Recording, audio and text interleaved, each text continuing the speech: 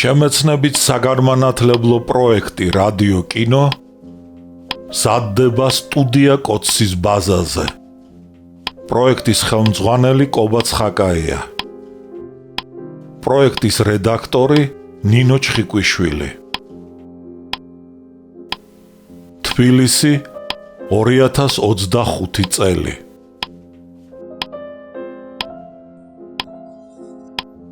ალექსანდრე ქუთათელი, პირისპირ, რომანი 2 ტომად და 4 წიგნად. პირველი ტომი.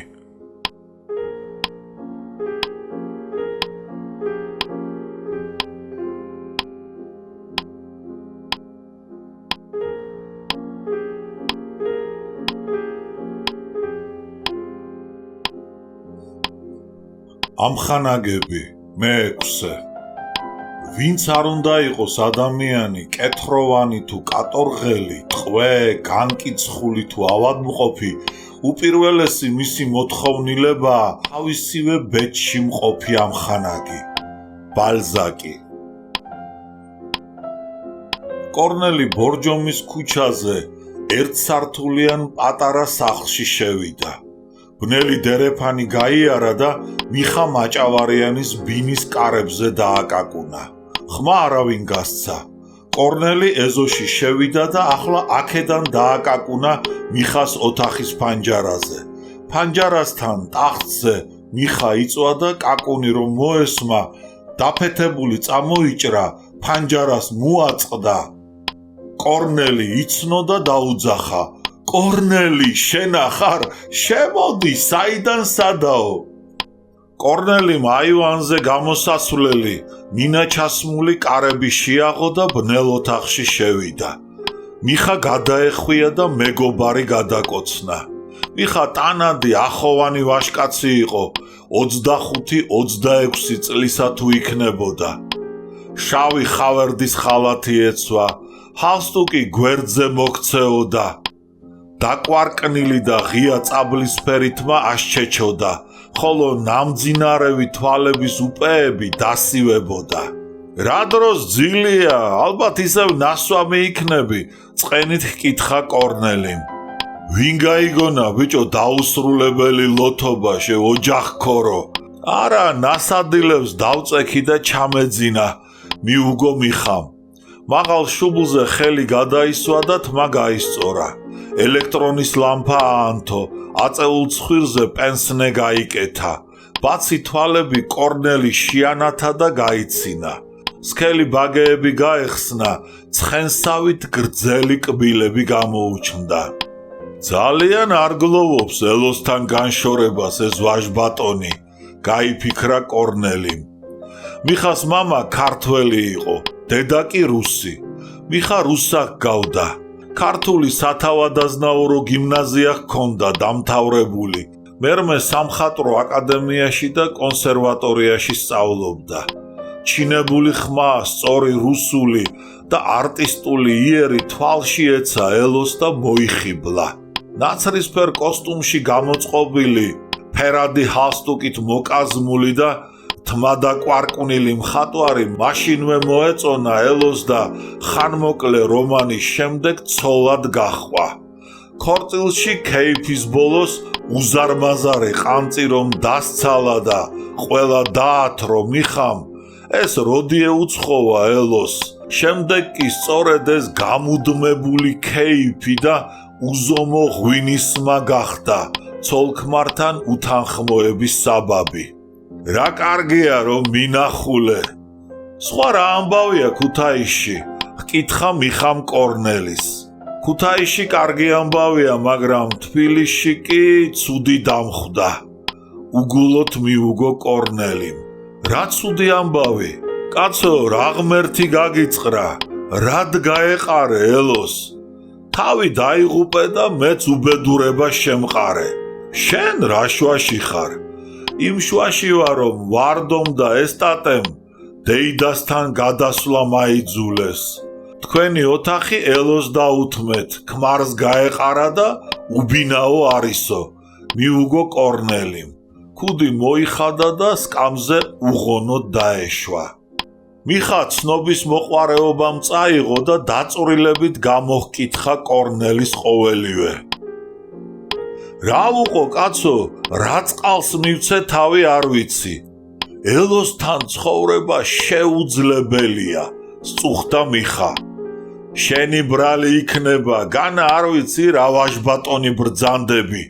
პირველად ალბათ მამა აბრამის ბატკანივით დაუტკბი და მერმე კი შენებურად აურიე და გადაამლაშე. ვაი შენს პატრონს, რა ქალი გაგექცა. არ დაინდო მეგობარი კორნელიმ. მიხამ ტუჩზე ხელი მიაფარა და გააფრთხილა.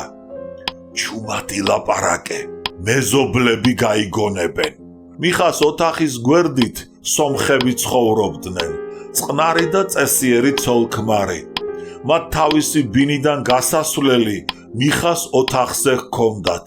ეს ოთახი კი არა დერეფანი არისო, ცხარობდა ელოდა, ესეც 1000 გვარი უსიამოვნების საბაბად იქცა და მიხამ იმდენი ფული ვერ იშოვა, რომ იმ მეზობლებისათვის აივანზე ცალკე გასასვლელი კარები კედელში გამოეჭრა.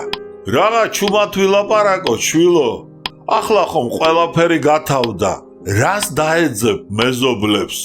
მიუგო კორნელიმ, მაგრამ მიხა იმედს არ ჰკარგავდა. ვინ იცის?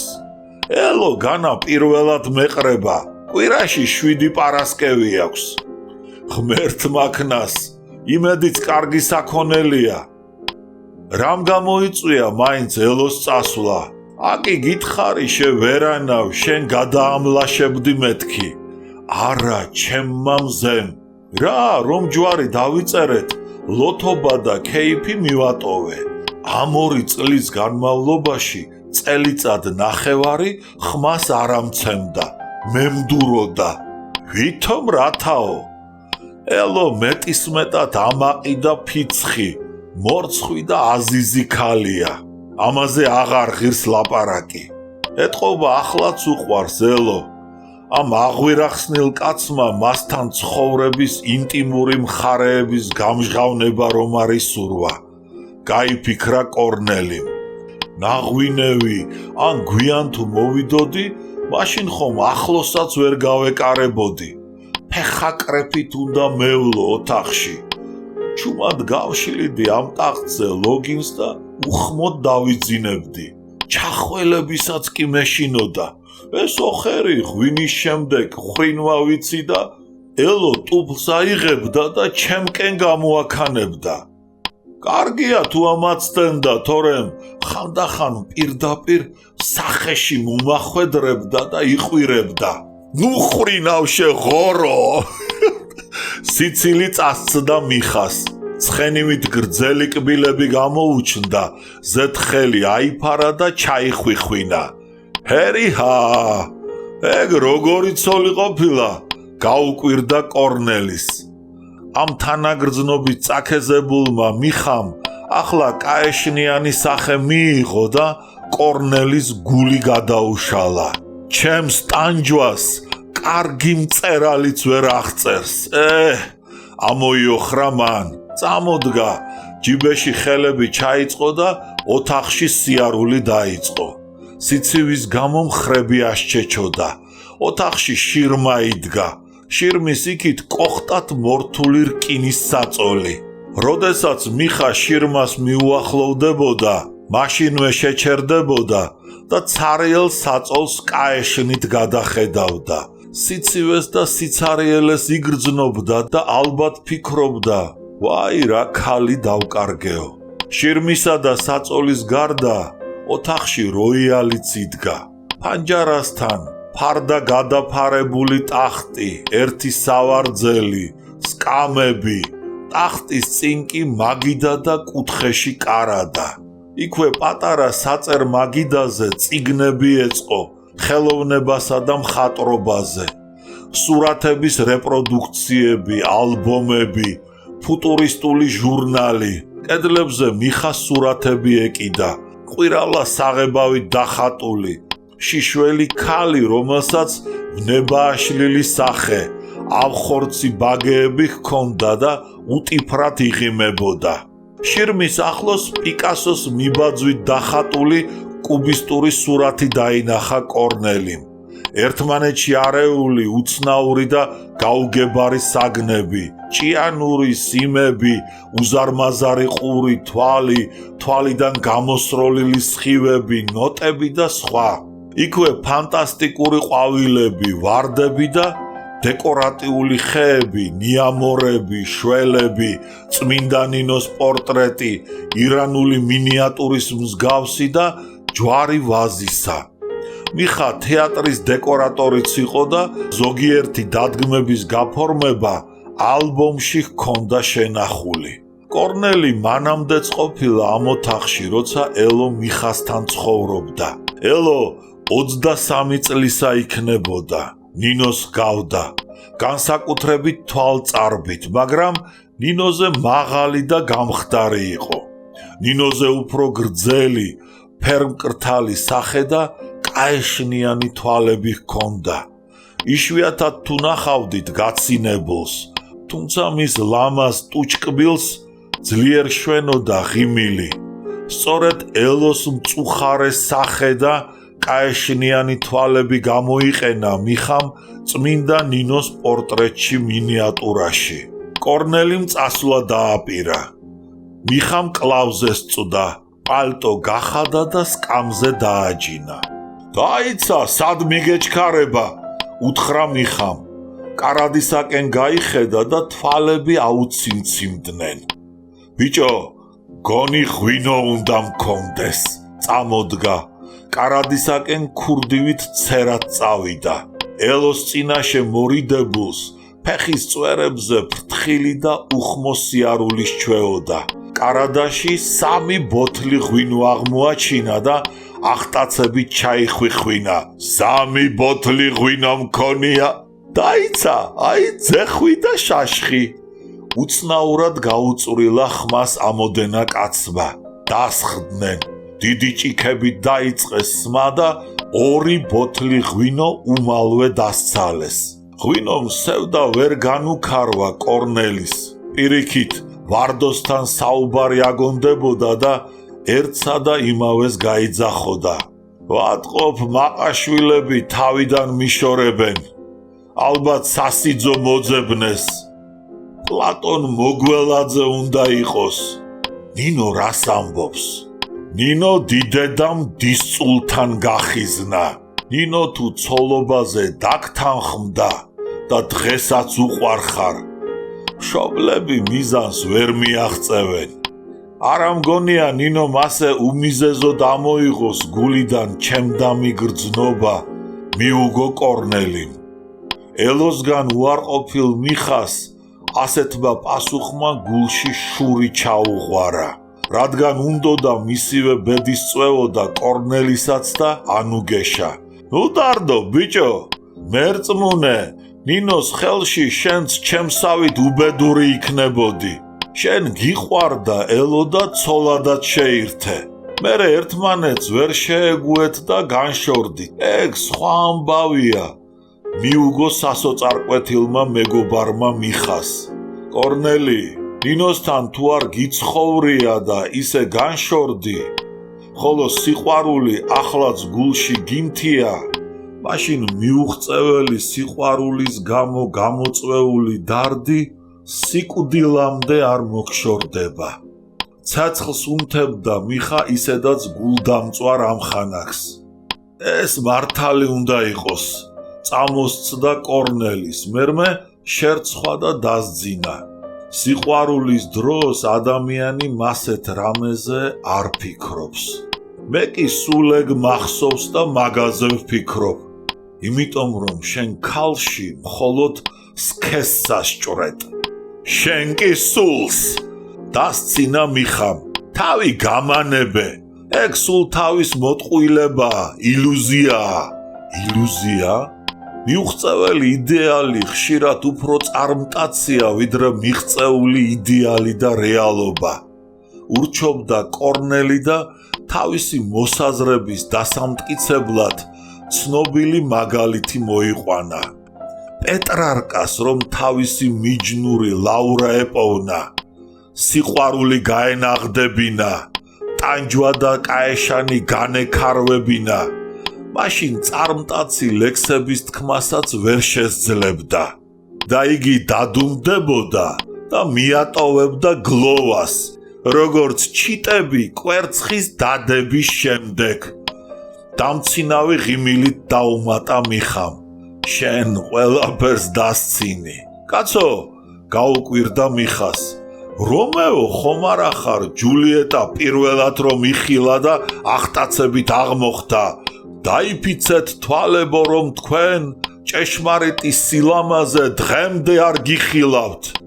ნინო ჯულიეტა ხომ არ არის შენს შესახებ რომ თქვას, თუ მისი გული სხვას ეკუთვნის, ჩემი საქორწინო სარეცელი საფლავი იქნება. დაუკვირდი როგორ სასაცილო მდგომარეობაში ვარდება ადამიანი მიჯნურობის ილუზიის გამო. კორნელიმ რომეო და ჯულიეტას მიჯნურობაში სასაცილო ვერაფერი დაინახა. პირიქით, შექსპირის გენიით მოხიბლული ნინოსთან პირველი შეხვედრა მოაგონდა და თუმცა იცოდა მიხა გულგატეხილი, დამცინავი და ცხოვრებაზე ხელჩაქნეული კაცი იყო, მაინც განუცხადა.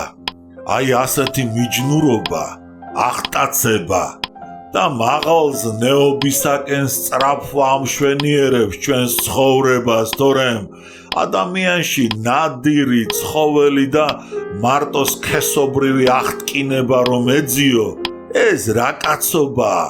შენც მშვენიერი ტყუილის ტყვეობაში ყოფილხარ, ძმაო. და ასე იყოს, მაგრამ ეს ტყუილი ხომ მშვენიერია? მიუგო კორნელიმ და განაგრძო. მე არასოდეს არ დამავიწყდება ნინოსთან პირველი შეხვედრა, როდესაც მან თანაგრძნობა გამომიცხადა და უღონო ხელები მომხვია. მე ახლაც ჟრუანტელს ამგვრის ეს მოგონება. რა ახტაცება ვიგრძენი მე იმ დღეს? შენ ვერ გაიგებ. რა ბედნიერი ვიყავი მაშინ, როგორ ავმაღლდი მე საკუთარ თვალში. მიხა განცვიფრებით უსმენდა მიჯნურობის გრძნობით მთვრალ მეგობარს. ბოლოს ვეღარ მოითმინა და უთხრა: კაც თუ მიჯნურობის სენი შეეყარა, ვერც ერთი ექიმი ვერ განკურნავს მანამდე, სანამ იგი თავის სატრფოს საქორწინო სარეცელზე არ იხილავს. ეს მართალი უნდა იყოს, ისევ წამოსცდა კორნელის. მიხას ყურადღება არ მიუქცევია კორნელის უკანასკნელი სიტყვებისათვის და განაგრძო. ახსარებას გეტყვი და ყური მიგდე. ელო ავადმყოფი ქალია. სულ მასთან უნდა ყოფილიყავ კაბაზე მიკერებული, თვალში უნდა მეც ქირნა და გამერთო. კინოთეატრში და ნაცნობ მეგობრებში მეტარებინა. ყველა ქალი ასეთია, დაიცა კაცო, მიუგო მიხამ. მერმე ესეც ერთბაშად მობეზრდა და უმიზეზოდ ამიხირდებოდა. არა, ელო უცნაური ქალია. მას კოშმარული სიზმრების ტანჯავენ, ისტერია ანელებს. ცხოვრებაზე და ადამიანზე დრო მოჭმული და გულუბრყვილო წარმოდგენა აქვს. ისეთი რამ გააბრაზებს, რაც ყურადღების ღირსი არ არის. იჭვიანობს. ნერვიულობა მამისგან დასჩემდა. მამა ხომ იცი, გაგიჟებულა ოდესღაც და ფსიქიატრიულ საავადმყოფოში მოუთავსებიათ. იგი წინათ ანარქისტი ყოფილა. ემიგრაციაში, შვეიცარიაში ცხოვრობდა. ელოსაც იგზრდიდა. მერმე საქართველოში ჩამოვიდა. მამა პაპისეული ადგილმამული გლეხებს დაურიგა. რწმენა შეიცვალა. თმა და წვერულვაში მღვდელსავით მოუშვა, მორწმუნე გახდა. ქრისტეს მცნებათა მიმდევარი. იგი ნასწავლდა წარჩინებულ ცოლს გაეყარა და უბრალო გლეხის ქალი შეირთო. ახირებული კაცია ჩემი სიმამრი ქრისტეფორე და ელოც სწორედ მას დაუტანჯავს და უწამებია. ახლა ხმას არ სცემენ ერთმანეთს. ქუჩაში რომ დაინახავს ელო, გარბის და იმალება. უცნაური ახტაცება და უმიზეზო მოწყენა მამისაგან აქვს თანდაყოლილი. მოწყენის დროს თავის ტკივილების ტანჯავდნენ. აი იმ ბალიშებში ჩარგავდა თავს და სტიროდა, ალაჰმა უწყის, რატომ და რისთვის. მაშინ მთელი დღეები მოშხამული მქონდა. ღვინოსაც იმიტომ დავეძალე. მერმე შენ ხომ იცი, მე ქეიფი, მეგობრებთან ყოფნა მიყვარს და რა უნდა მექნა? მართალი გითხრა, მე არ ვიცოდი ყველაფერი ეს. შეეცოდა კორნელის მიხა. მიხამ აღსარება განაგრძო. ექიმებმა მირჩიეს ელოს ბავშვი აყოლე და ნერვების მოშლა გაუვლისო. საქმე არა გაქვს, ჩაიქნია უიმედოდ ხელი მიხამ. ბავშვი არ გაიჩერა. ახლა მისი ორსულობა და მუცლის მოშლა იყო უდიდესი ტრაგედია. ხომ გითხარი, უცნაური ქალია მეთქი. საკვირველია. მე როგორც მახსოვს, ელოს ძალიან უყვარდა ბავშვები. შენიშნა კორნელიმ. მართალია, ბავშვები გაგიჟებით უყვარს, მაგრამ თვითონ არ სურს ბავშვის გაჩენა. დაემოწმა მიხა. კორნელის უნებურად წამოსცდა. იქნებ შენგან არ სურდა ყოლოდა. შესაძლებელია. მიუგო მიხამ და ეკალივით მოხვდა გულზე კორნელის ნათქვამი. მაგიდაზე იდაყვები შემოსდო. ხელის გულს ყრიმალით დაებჯინა და შეურაცხყოფილმა ჭაბუკმა კორნელის ნაცემი ძაღლის ნაღვლიანი თვალებით შეხედა. კორნელი მიხვდა, რა ტკივილიც მიაყენა და შეეცოდა.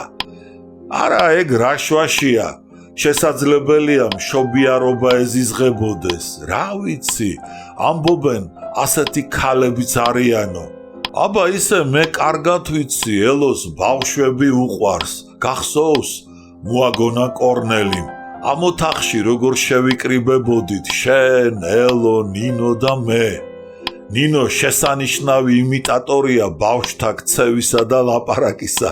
ბავშვურის მეტყველებით და მიმიკით წაიკითხავდა ხოლმე ლექს. მზეო, ამოდი, ნუ ეფალები გოლასაო.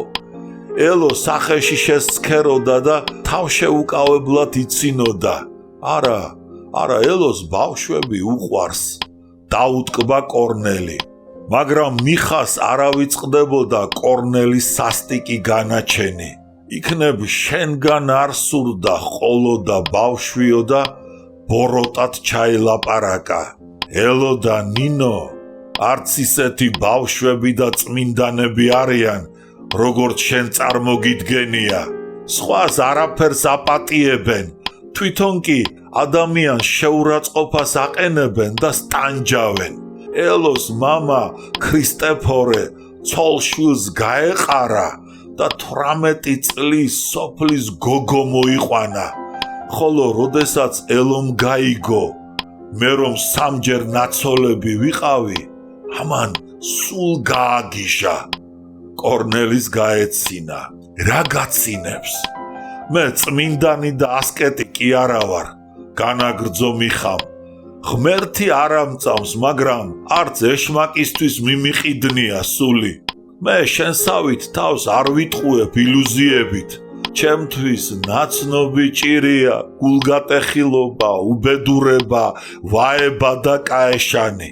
ცხოვრებას მეტნაკლებად მეც ვიცნობ. წმინდანის ნიღავს ჩემს წინაშე რადიფარებ.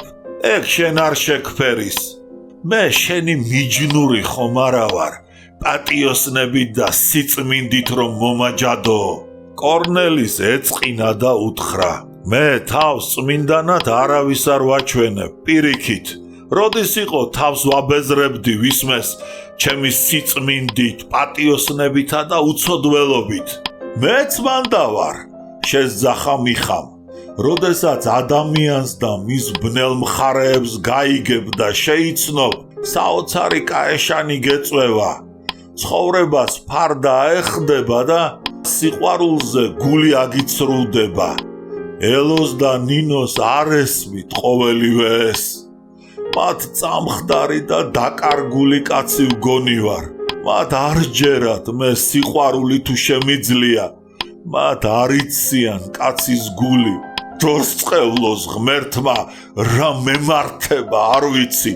დაიძახა მიხამ და ხელის გული შუბლზე შემოიკრა. მე ახლა უფრო ვარ ელოზე შეყვარებული. გასწორდა, ღვინო გადაჰკრა. კორნელის თვალები შეანათა და სიმღერა წამოიწყო. Увы, сомнения нет. Влюблен я как мальчик. ეჭვი არ არის ის ბავშვსავით მე შემიყვარდა. ოპერიდან ევგენი ონეგინი. კორნელისათვის ნაცნობი იყო მიხას ასეთი გაორება. ნასვამი მხატვარი ჩინებული და გულითადი ხმით მღეროდა. კორნელი სიამოვნებით უსმენდა მის ბარიტონს.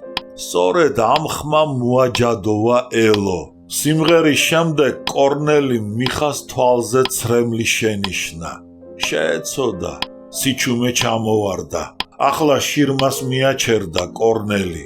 შირმის იქით ბალიში საფარით და ნაზი ფარდებით მორთული და მოკაზმული საწოლი იდგა. ქალის მიერ მიტოვებული, დუმარე და რაღაც საიდუმლოებით მოცული. და მოაგონდა კორნელის ელო და ამ ოთახში გატარებული საღამოები. მაშინ სხვა იერი ჰქონდა ამ ოთახს. გადამთვრალი ქალის პორტრეტი არ ეკიდა კედელზე. ირგვლივ წესრიგი და სისუფთავე სუფევდა. დაღვრილი ღვინის გამო ამჟამად მოოხრებულ მაგიდას თეთრი უმტვერო სუფრა ეფინა. ზედ ყვავილებით სავსე ლარნაკი იდგა და მშვენებით სავსე ელოს თვალები კორნელის უღიმოდნენ. საღამოობით ტკბილი საუბრის და ჩაის შემდეგ ნინო პირველს იტყოდა ელო მოძახილს, ხოლო მიხა და კორნელი კი ბანს. და ოთახს საამური ჰანგები ავსებდა. ისმოდა არაგვივი ჩქარი და მონავარდე სიმღერა. ხან ალაზანივით ზანტი და დინჯი. ხანაც კიდევ ისეთი ნარნარი, საამური და ხმადაბალი, თითქოს ამ შირმის იქეთ საწოლზე ძინარ ბავშვს ნანას უმღერიანო. მაშინ ნინოს და ელოს ქალწულური და სათნოებით სავსე თვალები კორნელის და მიხას გულში სპეტაქსა და მშვენიერებისადმი ტრფობის გრძნობას ბადებდნენ. ახლა კი ყველაფერი გათავდა. მიხას ოჯახი დაინგრა. უქალობა დასწყობოდა აქაურობას. ოთახში უცოლო კაცის უწესობა სუფევდა. კედლიდან ისევ შიშველი ქალის ვნება აშლილი და უსირცხვილო თვალები იხედებოდნენ და თითქო დასცინოდნენ წითელი ღვინით მოსრილ სუფრასთან დამწუხრებულსა და თვრალ მხატვარს. მიხა დასცინოდა კორნელის და ნინოსადმი მის მიჯნურობასაც. კორნელიმ დიდხანს უცქირა მიხას. ბევრი იფიქრა მეგობრისა და საკუთარი უბედობის გამო და მაღალზნეობას მოწყურებულმა ჭაბუკმა ასეთი საუბარი დაიწყო. ვინ იცის მიხა, რა ეშმაკი უშლის ხელს ადამიანს იყოს ზნეობრივად სპეტაკი და ბედნიერი. ზოგს ლოთობა, ზოგს სიძვა და სიმრუშე, ზოგს პატივმოყვარეობა. სახელის მოხვეჭის წყურვილი და ამ სახელის მოხვეჭისათვის ჩადენილი დაუნდობლობა, ვერაგობა. თორემ უმისოდ ადამიანში ბოროტება და სიავე განა გაიმარჯვებდა. ასეთ გუნებაზე დადგა კორნელი, როდესაც ამ ოთახში გატარებული საღამოები მოაგონდა და მიხას თვალზე ცრემლი შენიშნა. კორნელიმ და მიხამ შეხედეს ერთმანეთს და ახლა მათ გულში კეთილმა გრძნობამ დაისადგურა. მეოცნებე კეთილმა ჭაბუკმა ზძლია გულგატეხილსა და დამცინავ მხატვარს. ახლა კორნელი უკიდებდა მიხას ცეცხლსა და გენიას. სიყვარული აღგვამაღლებს, ვით ეჟვანნი ამას ჟღერენ. სიყვარულისა და საყვარელი არსების გარეშე ცხოვრება ძნელი რამ ყოფილა ძმაო, თქვა კორნელიმ და კაეშნით სავსე სიმღერა წამოიწყო. ოდეს მეწვევა სევდა დამწველი და გულღვიძლს მიღრღნის ვით გესლი გველის. შენი სახე მაქვს მაშინ მხსნელ ფარად, შენ გეტრფი მარად, შენ გეტრფი მარად. ოდეს მეწვევა სევდა დამწველი და გულღვიძლს მიღრღნის ვით გესლი გველის. შენი სახე მაქვს მაშინ მხსნელ ფარად, შენ გეტრფი მარად, შენ გეტრფი მარად. მიხა მაშინვე მიხვდა ვისაც ეტრფოდა კორნელი და ვისი სახეც ჰქონდა მას მხსნელ ფარად. ცოლის მიერ მიტოვებული, დაწუნებული და შეურაცხყოფილი ქმრის გულში ისევ შურმა გაიღვიძა და ბოროტის აზრით კორნელის ნინოსადმი ეჭვი ჩაუნერგა. ნუ დაღონდები მერწმუნე, მე შენი კეთილის მსურველი ამხანაგი ვარ. ხშირად მიფიქრია შენზე, რა უბედური იქნება ნინო თუ შეირთო მეთქი. წინათ ასე არ ფიქრობდი, მოაგონა კორნელიმ. ელოს და ნინოს ხასიათი მე გვიან გავიგე. დაიწყო თავის მართლება მიხამ. აკი გითხარი მათ გვარში სიგიჟე მოძდევთ მეთქი. მათ წარმოდგენაში არსებული ადამიანი სატრფო, ბულვარული რომანების მიხედვით არის გაყალბებული. ამიტომ ისინი სინამდვილეში არსებული არც ერთი ადამიანით არ კმაყოფილდებიან. მათთან ცხოვრება ტანჯვა, მენდე როგორც ძმას, ისე გეხვეწები. ნინოსთან განშორებას ნუიდარდებ. მე ვიცი ვარდოს აზრი შენს შესახებ. გესლიანად შეაპარა მიხამ. კორნელი მიხას ანკესზე წამოეგო. სისხლი მოაწვა სახეზე და ბრაზით მიუგო. ვარდომ არ შენ დაგინდო. ისეთი გლანძღა და გათრია, მტკვარიც კი ვერ გაგრეცხავს. ნუ გეშინია, არ შენ გიფენენ ვარდსა და იას, ბოლშევიკს, დეზერტირს გიწოდებენ. ისევ დაგესლა მიხამ ამხანაგი. თუ ჭკუით არ იქნებიან, მე იმ ფილისტერების ბუდეს ავაფეთქებ. ისეთი რისხვით განაცხადა კორნელიმ, თითქო ტერორისტია და ხელყუმბარის გატყორცნას აპირებსო. მე შენთანა ვარ, კვერი დაუკრა მიხამ. წავიდნენ ახლა და ჩვენზე უკეთესი საქმრო მოსძებნონ ელო და ნინოსათვის. ჭაბუკებმა ერთმანეთს შეხედეს და ახლა მათ თვალში სიკეთის შუქის ნატამალიც კი ჩამქრალიყო და მის ნაცვლად ბოროტი გრძნობა გამოსჭვიოდა. მიხამ ბეჭზე შემოჰკრა ხელი კორნელის და უთხრა: ერთბეთ ქვეშა ვართ ლაბავ მე და შენ. მერმე გადაჰკოცნა და მეგობრობა შეჰფიცა.